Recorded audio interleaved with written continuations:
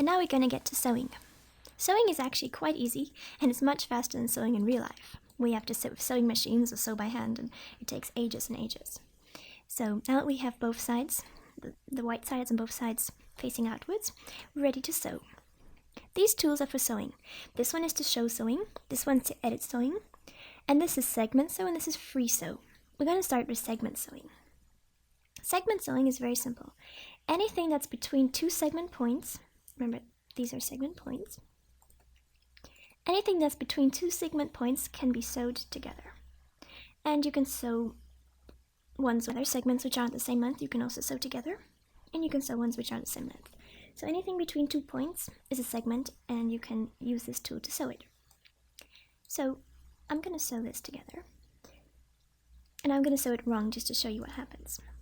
So when you see something like this, it's not going to work out. It's going to be very miserable, and it's going to tear itself up and go in circles, and because it's trying to sew this part to that part and this part to that part, so it's not going to work. So if you have something like this, you can select the Edit Sewing tool and right click and say Reverse Sewing.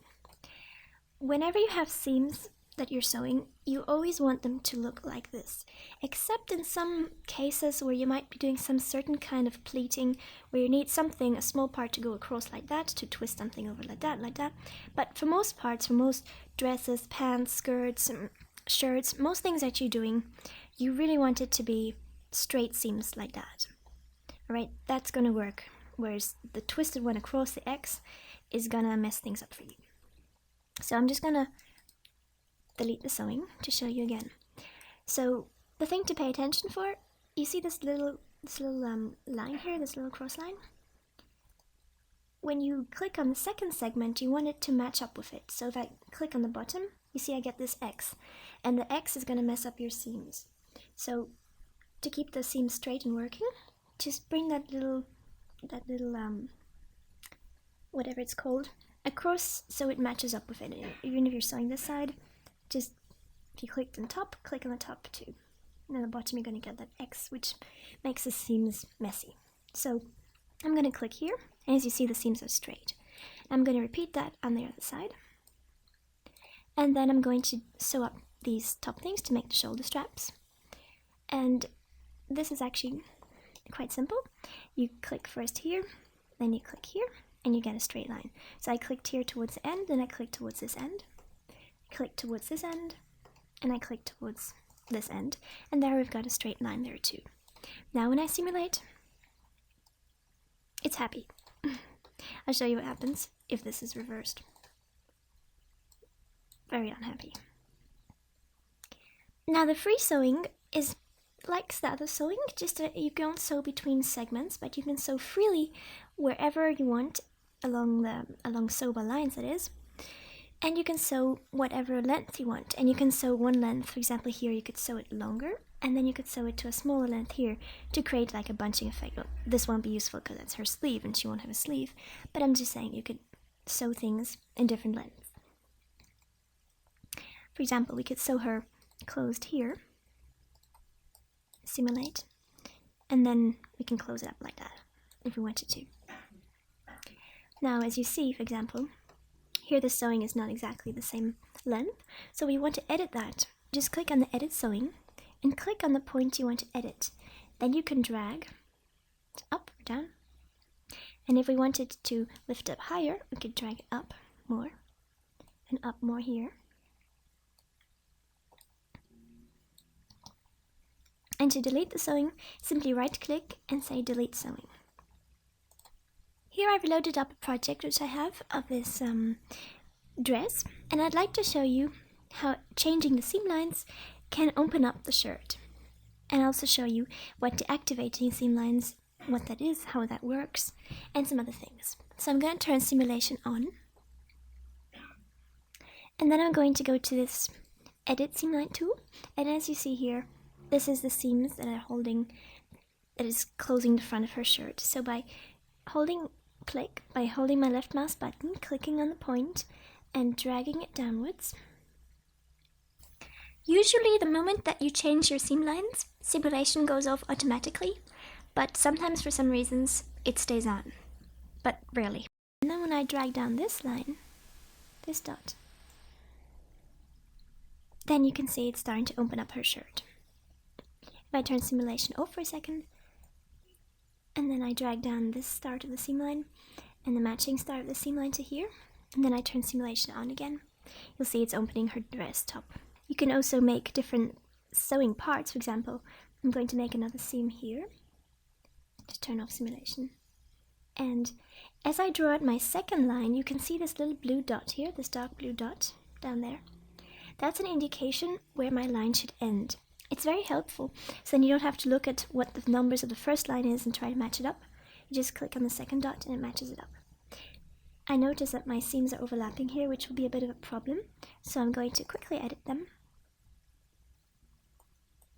And here, when you click on something where there's two seams which are overlapping or very close to each other, it's going to give you an option, which one do you want to edit. As you can see, the red one is the second one. I want to edit the first one, which is a blue one. So when I click, I'll say blue seam line, and then I'll edit it. Alright, now when I simulate, you can see it's going to close her shirt again. And then if you want to open her shirt again in that way, which we did before, the simplest thing would be, instead of changing the seams and moving the start and end points, would just be to right click on it, and not to say delete sewing, because that will delete it, but deactivate sewing. As you see, the sewing turns white and is deactivated, so you can see what it looks like when it's not active, as if it wasn't there. And at any time, if you want to close her shirt again, you can just activate the sewing again.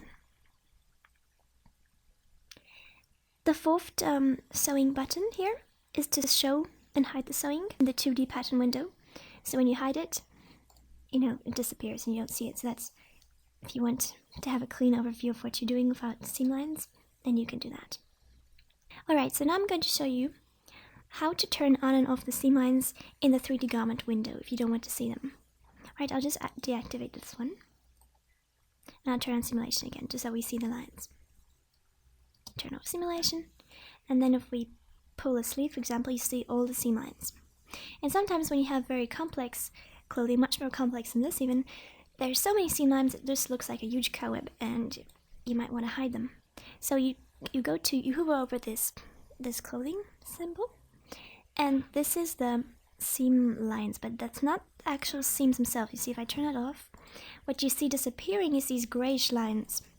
These indicate where you sewed things together, and when you render clothes, you're not going to see them usually. So by turning it off, you don't see where the pattern pieces were sewn together, like if they are on. Then this is to turn off actually the seams. You can see it looks like, it looks like seams. If you turn that off, then you don't see the seams. And this is if you have pins, and just clicking that will hide it altogether.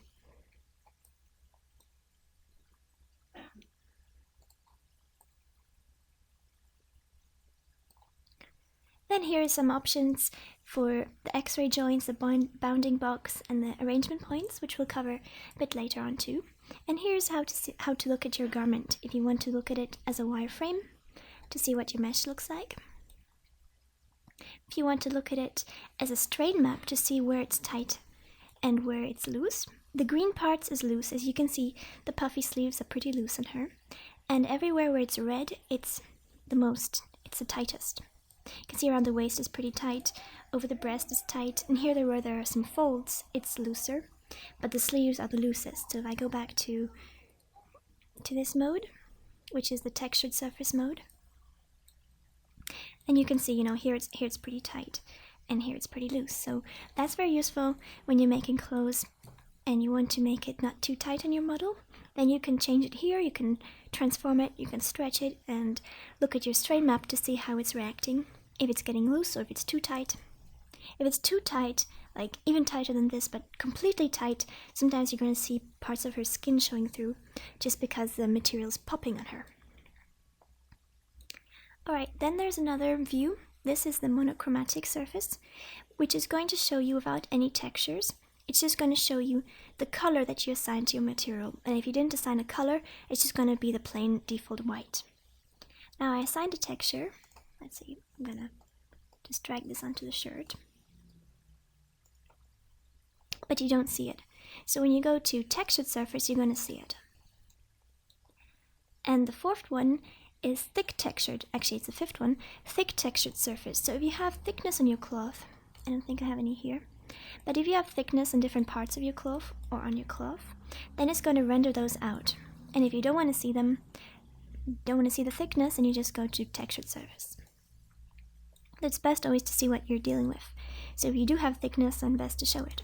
And here, last of all, you can change how you want to see your avatar. If you want to see her with her skin and her textures, or like a plain white doll, or like a wireframe. And if you don't want to see her at all you have to do is click on her here, and she'll disappear. And then you can see the clothes without your model inside them, which can be quite cool too. And go right in, especially if you want to edit things inside the clothing. And you can just scroll right through it and check it out.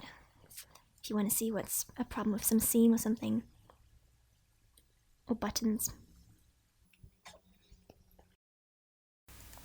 Using the Edit Seams tool, if you draw out a box, highlighting all of the sewing, then you can affect all of it in one go by right-clicking, either reversing all the sewing, deleting all the sewing, deactivating the selected sewing, or hiding the selected sewing. If you right-click just on a pattern piece, you can deactivate the sewing connecting to that pattern, or hide the sewing only on that pattern. As you see now, the sewing on that pattern has been hidden both in the 2D pattern window and in the 3D garment window. To show the sewing, you can either show all sewing or show the sewing just on that pattern. You can also deactivate the sewing just in that pattern, and then you see all the sewing turned white, anything that was connecting to that pattern. And activate it again by right-clicking and saying Activate. I'm going to delete all the sewing now by right-clicking on one of the seam lines and saying Delete. Now I just installed another update for MD. You see there's 2 new buttons up there, which we didn't have before. And they have another cool feature for the sewing, which is called one-to-end sewing. So, for example, I want to sew these 3 pattern pieces to this one piece. As you see, using the segment sew, when I clicked, it would just sew one of them, but I want to sew all 3 to fit onto the front pattern, so we can have this design in the front with these 3 different pattern pieces all sewn together. Now, to sew each of them, we would usually have to use the free sewing tool and look for that blue dot, then click on it so it's the right length. But then as we get to the second one, you see we're running into problems because there's not enough room for the third one. And if we want to have them equally fitting in the front, it would be a difficult thing to start moving each around, calculating how much they should have each, depending on the length of that pattern they want to be sewn onto, and start moving it around and seeing which would fit where, and there's no place for that one. So it's really cool, their new feature, which is called one-to-end sewing. So clicking on the first line and then holding down the shift, I'm able to select all 3 of those that I want to sew onto the first one. And as you see, when I let go, they've all created perfect seam lines for each of them with the right ratio compared to what we want to sew them onto, which is really, really useful. So to demonstrate again, I'm going to click the first line, then shift, shift, shift, click, and now we've created 3 segments for all of them. Now, if you first clicked on the skirt piece and then on the other piece, and then tried to click on the second one, it wouldn't work. It would, whatever you clicked on first, MD will try to sew all the other pattern pieces onto that. So make sure when you're using one-to-end sewing to first click on the line that you want to sew the other pieces to, and then shift click on the remaining ones. As you see, they each have different color, the seams that were made. They're actually separate, and you can edit them and change them, reverse them, delete them, deactivate them, etc. So I'm just going to sew the rest together quickly. And here you see I crossed the seams by mistake, so that's fast just to reverse it and fix it up like that. And while you're sewing, if you're not sure if you're doing the seams right, just check it in the 3D garment window. And if they're straight, it will be good. Now, as you see, when I'm doing the top of the strap, it looks in the 2D pattern window like it's crossing and like it'll be a mistake. But here in the 3D garment window, it's straight.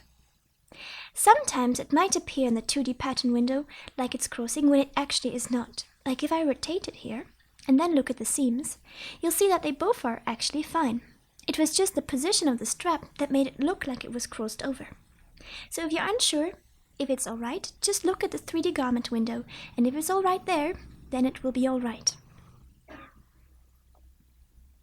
So I'm going to sew the other strap quickly too. And now when we simulate, it all looks fine. And as you see, using one-to-end sewing, we are able to sew the 3 pattern pieces onto the shirt. One-to-end sewing also works for the free sew tool. When you use a segment sewing, you have to sew between 2 segment points, but with the free sewing tool, you can sew anywhere between the points, even not to the end of the segment. Holding Shift, just sew along the first and along the second one, and as you see now, we have 2 different seams that we can then delete. But when you delete, make sure that they're not both selected at the same time, otherwise they both will be deleted. Just click on one, select it, and then delete, and then the other one will still be there. So it's almost like the one-to-end segment sewing, just that with the segment, when you click on the segment, it takes the whole segment, as you see, from one point to the other, whereas with the free sewing, you can stop anywhere you want, and then shift-click and shift-click to complete your sewing lines. So it doesn't have to go all the way from one segment point to the other. So that's it for the basics of sewing. And in the next tutorial, we'll get to elastic, internal lines, folding, and some other cool stuff. So see you then.